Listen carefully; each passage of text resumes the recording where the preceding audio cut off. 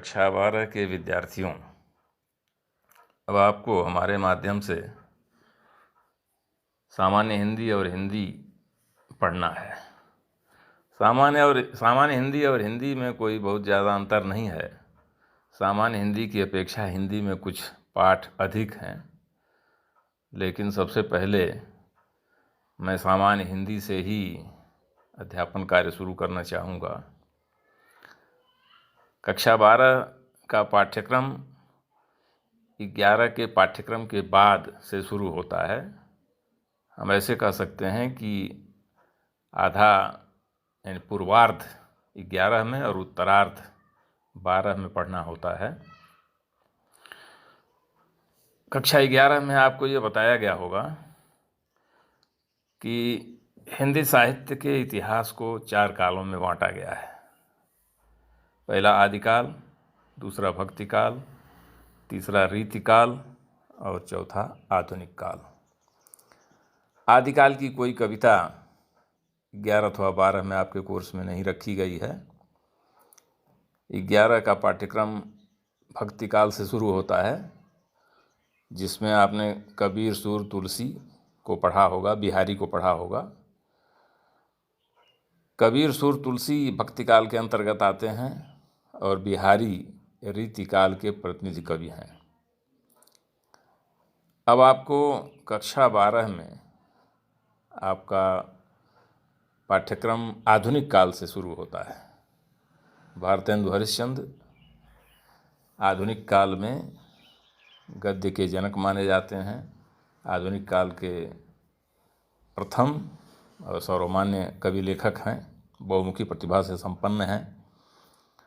दूसरा पाठ किताबों में जगन्नाथ दास रत्नाकर का है, लेकिन सामान्य हिंदी का पाठ्यक्रम अयोध्या सिंह उपाध्याय हरिऔध से शुरू होता है। तो हम वहीं से इस पर विचार करेंगे। आपको यह भी बताया गया होगा कि इन 4 कालखंडों की जो अवधि है, उनका जो पीरियड, समय, कब से कब तक, विभिन्न विद्वानों के अनुसार विभिन्न तरह का समय निर्धारण किया गया है। रामचंद्र शुक्ल जी का उसमें सर्वमान्य है, लेकिन इसको मोटे तौर पर हम जानते हैं कि लगभग 750 से 1350 तक आदिकाल का समय माना जाता है। 1350 से 1650 तक भक्तिकाल, 1650 से 1850 तक रीतिकाल और 1850 से अद्यतन अब तक के समय को आधुनिक काल के अंतर्गत माना जाता है। आधुनिक काल के ही कई उपकाल खंड हैं, जिनको युगों में कहा जाता है। जैसे पहला है भारतेंदु युग, जो 1850 से 1900 तक माना गया है। दूसरा उपकाल खंड है द्विवेदी युग, आचार्य महावीर प्रसाद द्विवेदी के नाम पर है, जिसको 1900 से 1920 के अंतर्गत माना जाता है। तीसरा उपकाल खंड छायावादी युग है, जिसे 1920 या 1918 से 1936-37 तक माना जाता है। उसके बाद चौथा अगला प्रगतिवादी युग माना जाता है, जिसकी अवधि कम है, 36-37 से और 43 तक। सन 43 में सच्चिदानंद हीरानंद वात्स्यायन अज्ञेय के साथ प्रयोगवाद का आरंभ हुआ। उसके ये प्रयोगकर्ता माने जाते हैं प्रयोग के। जबकि सच्चिदानंद हीरानंद वात्स्यायन ने ये कहा था कि कोई ये नया प्रयोग नहीं है, प्रयोग तो हमेशा होते रहते हैं, लेकिन उन्होंने एक नाम दिया उसको कि प्रयोगवाद। यह 1960 तक माना जाता है।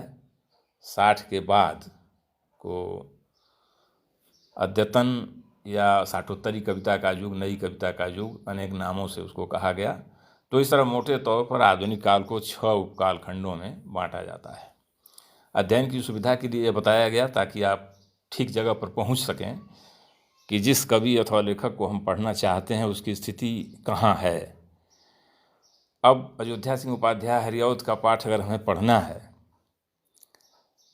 तो अयोध्या सिंह उपाध्याय की स्थिति हरिऔध जी 1865 में पैदा हुए थे। ये द्विवेदी युग के प्रमुख कवि और लेखक माने जाते हैं। हरिऔध जी आजमगढ़ जिला अंतर्गत निजामाबाद के रहने वाले थे और एक बहुत बड़े जमींदार संपन्न व्यक्ति थे। अपने समय में काशी हिंदू विश्वविद्यालय में हिंदी के विभागाध्यक्ष भी रहे। उस समय अध्यापन कार्य के लिए काशी हिंदू विश्वविद्यालय में बड़ी बड़ी डिग्रियों के आधार पर नियुक्तियां नहीं होती थीं। महामना मदन मोहन मालवीय जी ऐसे प्रतिभा संपन्न लोगों को बुला करके अवसर देते थे और लोग उसको सहर्ष स्वीकार भी करते थे। तो हरिऔध जी बहुमुखी प्रतिभा संपन्न और लगभग द्विवेदी युग में ब्रज भाषा में कविता लिखने का जो प्रचलन था उसको खड़ी बोली में शुरू करने का श्रेय जिन लोगों को जाता है उसमें हरिऔध जी भी हैं।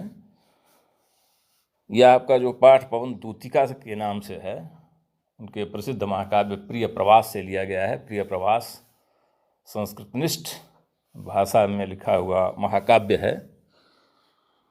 तो मैंने आपको मूल पाठ प्रेषित किया है, उपलब्ध कराया है, क्योंकि आपके पास पुस्तक नहीं होगी। तो उस मूल पाठ को देखेंगे, क्योंकि ये रियल क्लास नहीं बल्कि वर्चुअल क्लास है, आभासी कक्षा, जिसमें हम आपके बिल्कुल सामने नहीं हैं, लेकिन प्रयास कर रहे हैं कि आप उस मूल पाठ को देखेंगे और हमारी बात को सुनेंगे तो वास्तविक कक्षा जैसा ही आनंद आपको प्राप्त होगा।